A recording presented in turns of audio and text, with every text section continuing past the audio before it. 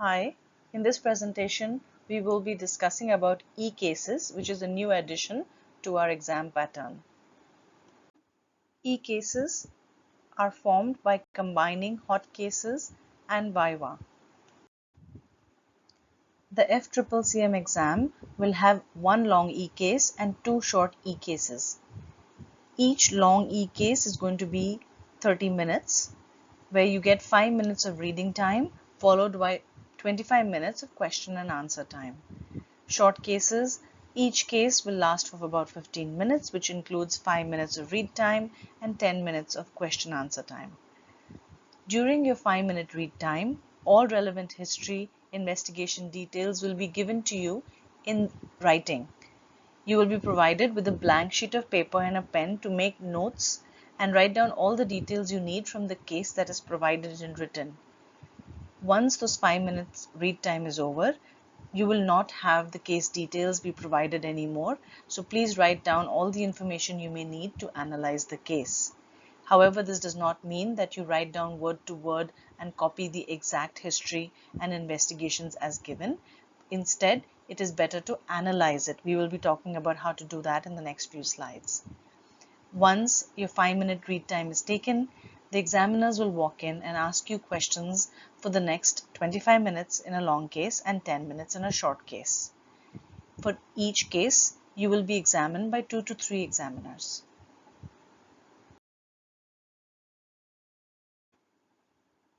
Now, the long e-case will test the breadth of knowledge in critical care, which means multiple subtopics that are relevant to the case will be given and they will be quizzed upon.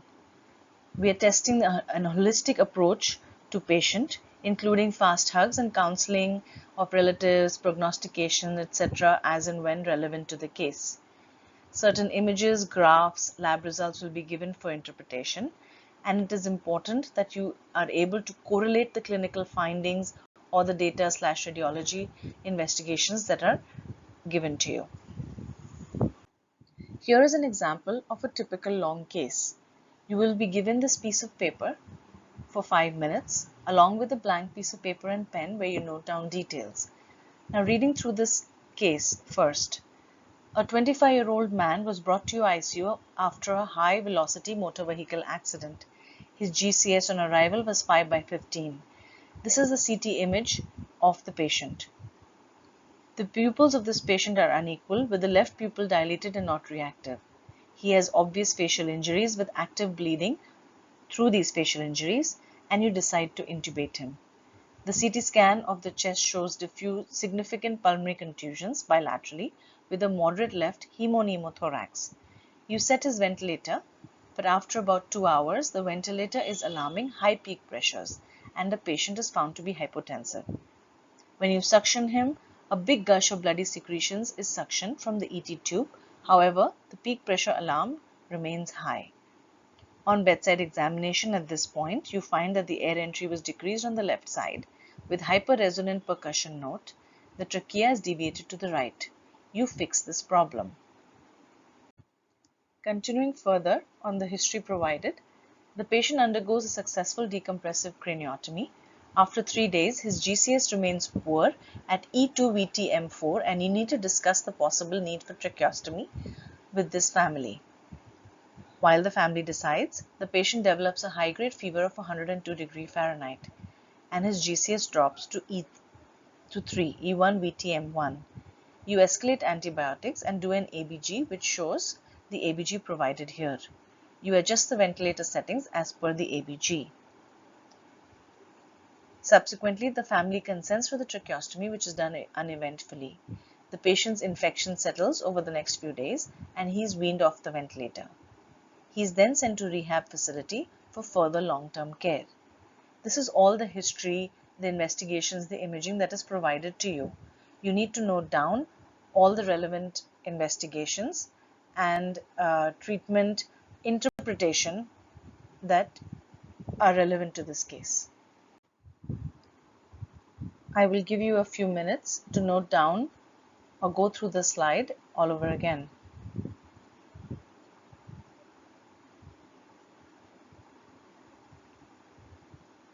Certain things to note: while you're writing down, whenever you're given images, please make sure you write the findings of the images, not just, oh, there's a brain bleed, exactly what site, exactly what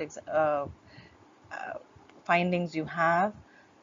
If there is any sequence of events, make sure you note down the sequence of events. And if there are any clinical findings, write down the interpretation of that finding.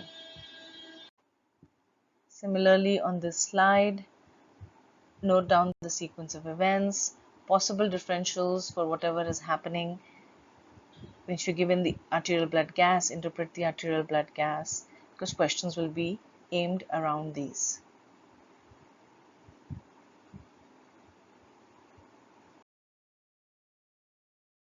As you can see here, since this is a long case, you will have a lot of questions on various topics related to this case. So you'll have questions on trauma, on the respiratory system.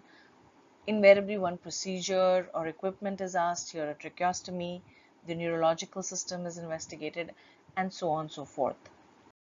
Let's go through some questions so that you understand what exactly will be asked. When it comes to the trauma section, questions could be like, what does the CT brain show? You were given an image. They'll ask you to interpret it. Which one of this is the coup and which is the counter coup injury in this particular CT brain? How will you clear the cervical spine in this patient? So here the patient is obtunded. So how will you clear the cervical spine in a patient who's unconscious? What would be the emergent management of this patient? You're going to talk about the blown pupil, airway breathing circulation, management of raised ICP. How will you intubate the patient with raised ICP could be another question that you're asked. When it comes to the respiratory system, what precautions you will take while intubating a patient who's bleeding significantly orally. We're expected to not only talk about rapid sequence intubation, you talk about the avoidance of videolaryngoscopes or bronchoscopes when there's a lot of blood in the oral airway. How do pulmonary contusions look like on a CT chest? So you were given an image of the brain, but you were giving the findings of the CT chest, and you may be asked how pulmonary contusions look like. So you're expected to say they look like ground glass opacities, likely subpleural, likely in the region below rib fractures. You may have a hemopneumothorax associated with it, etc. Other questions could be, how would you ventilate a patient with acute lung injury? What are the causes of high peak pressure alarm? How would you fix that? What do the clinical findings on the examination of the chest after the peak alarm suggestive of? So you're talking about the findings, the decreased air entry, the hyperresonant percussion, the trachea deviated to the opposite side, all suggestive of a pneumothorax. And if the patient is hemodynamically unstable, it's a tension pneumothorax. You're expected to say that. You'll also be asked how to treat it. Certain other questions could be, what are the indications of tracheostomy in a polytrauma case? Any role of early versus late tracheostomy? Any studies to support your answer? How would you counsel the relatives for tracheostomy? Note that long questions will invariably have a counseling question or talking to the relatives question, where you're expected to say, we will talk to the relatives, explain what a tracheostomy is, what are the advantages, what are the disadvantages, answer any questions, etc. What are the complications of tracheostomy? How often do you change a tracheostomy tube? What are the causes of fall in GCS of this patient?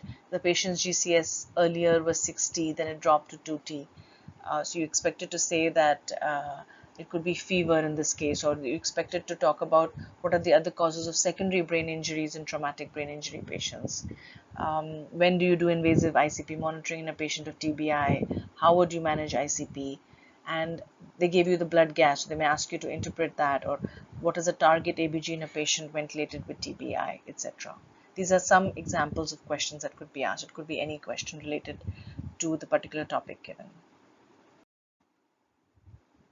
There could be other questions pertaining to fast hugs, complications of long stay, nutrition, bed sore, definitions of VAP, how would you treat it, what empiric antibiotics would you prescribe in these patients, in which case you're not only expected to say beta-lactam inhibitor, but maybe give an example with the dosages and the frequency.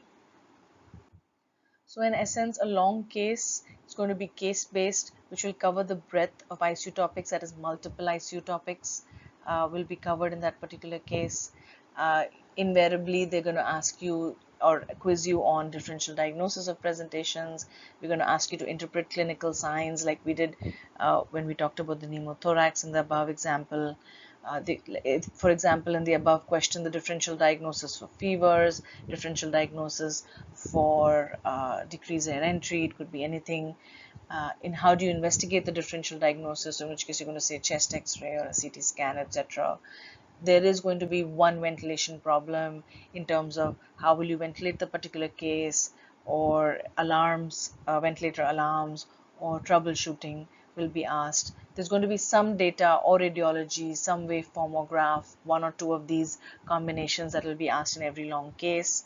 There's going to be one question pertaining to airway breathing circulation with a special focus with the problem, like in this case it was about airway. How would you intubate a patient with bleeding orally? It could be a breathing or a circulation problem depending on the case.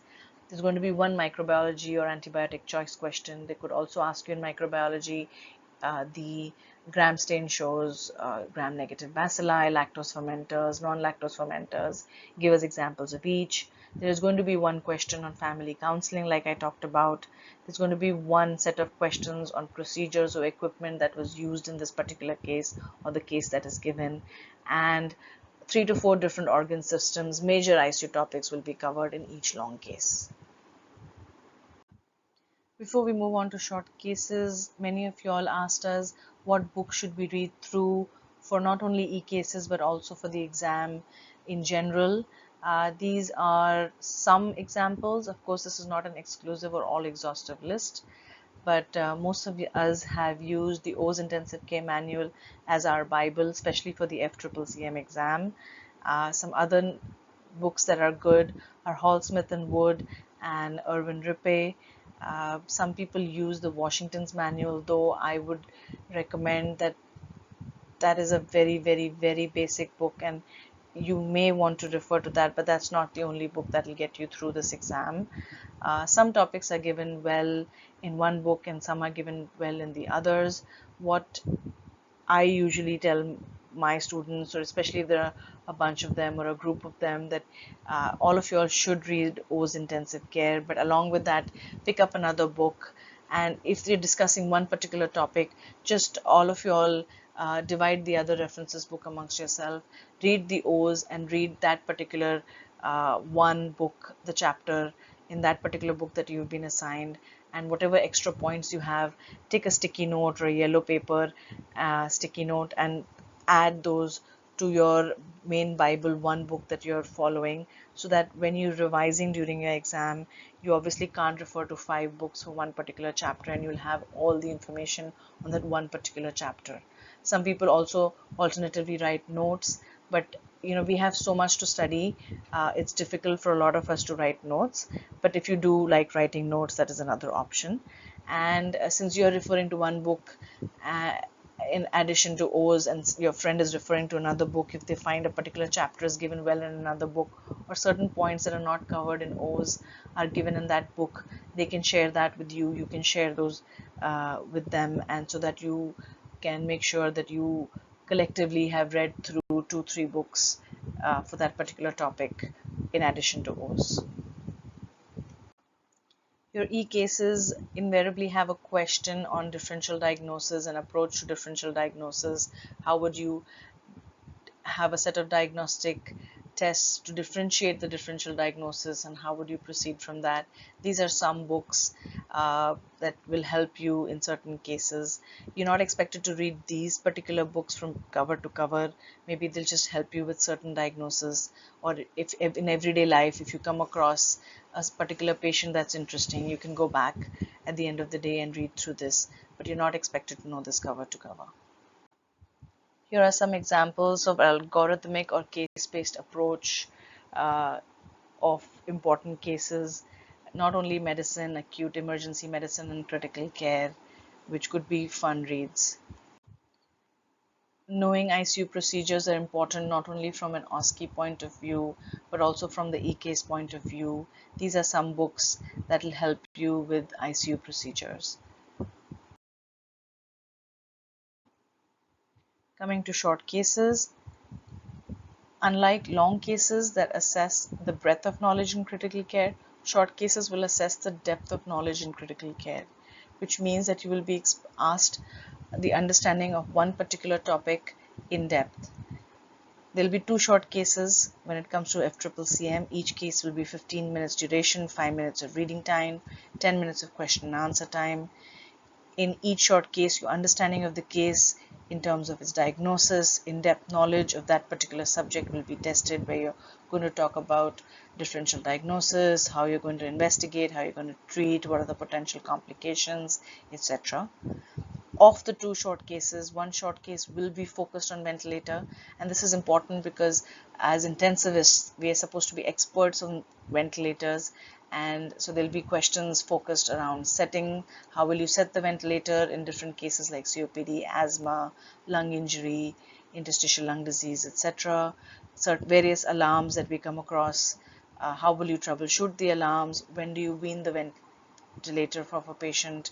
There could also be questions on non-invasive ventilation, high flow nasal cannula, difficult airways, etc. Here is an example of a typical short case.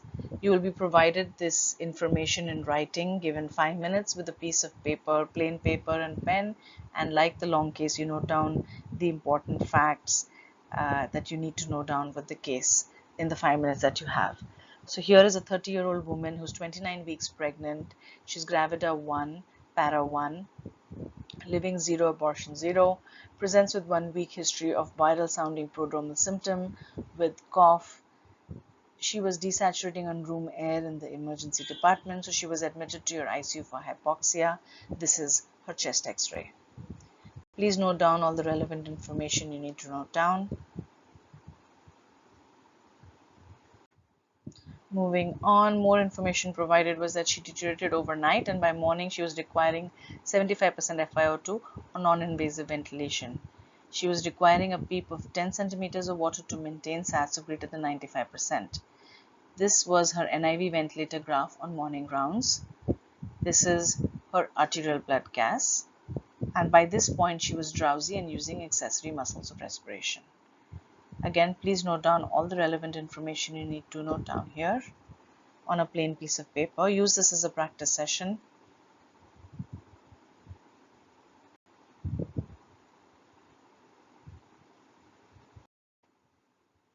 Now the scenario will be taken away from you and you will only have your plain piece of paper with whatever notes you've jotted down.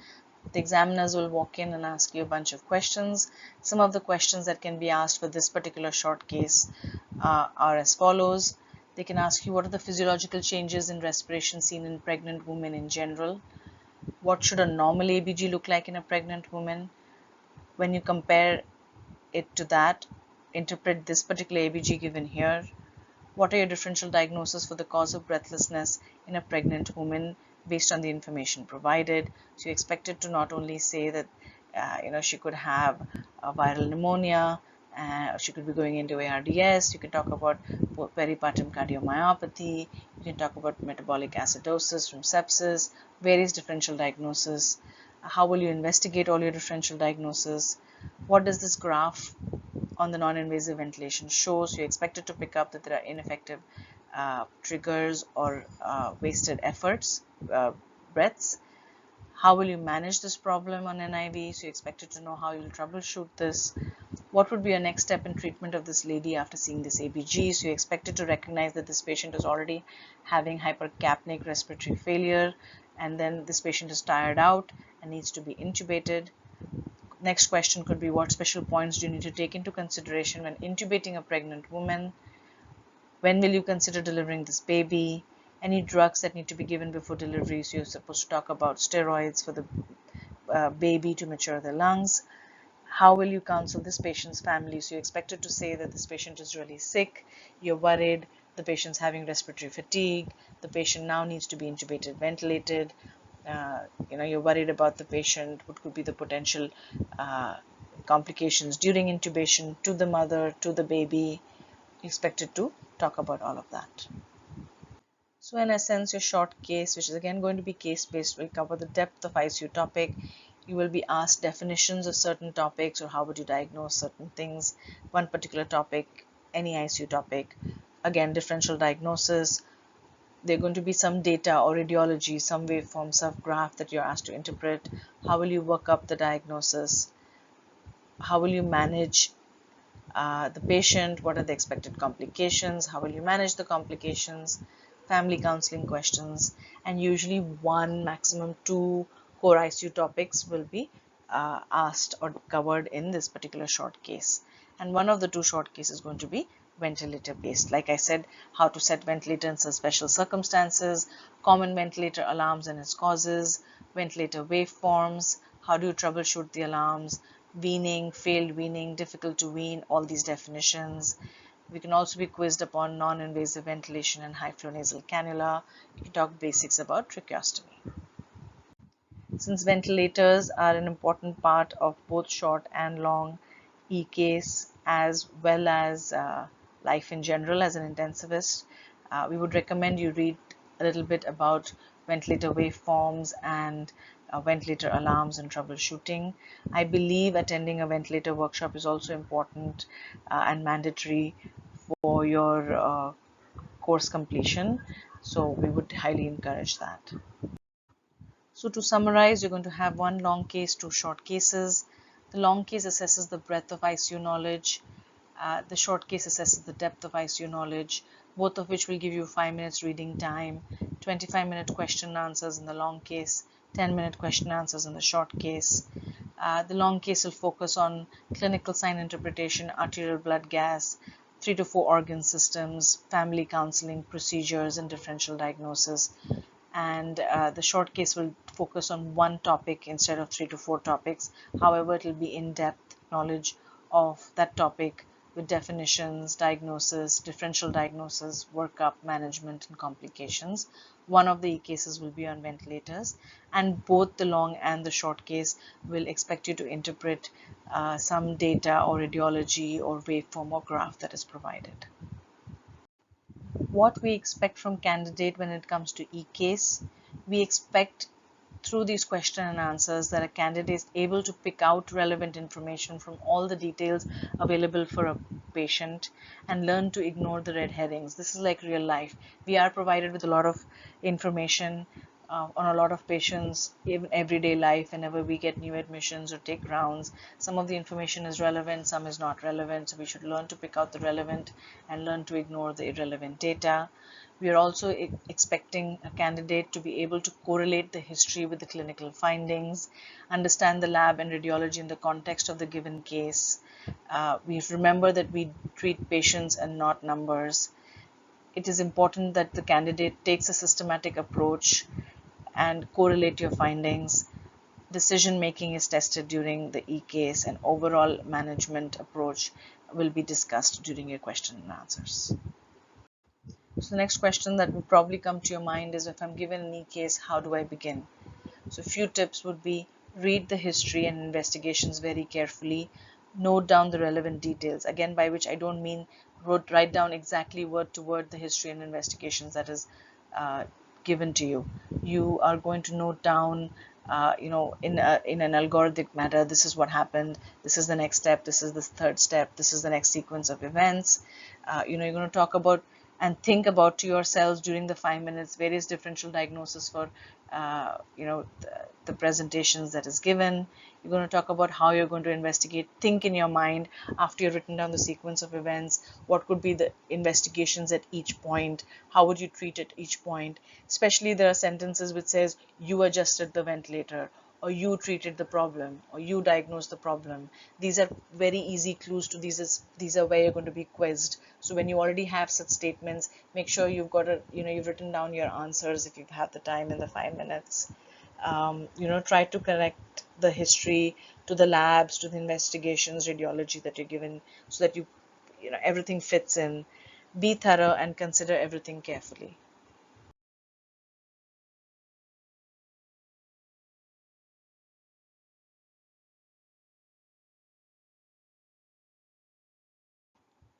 And once you've done these steps, towards the end, you need to try to figure out this case. What is the diagnosis? What is the problem that brought the patient to the ICU?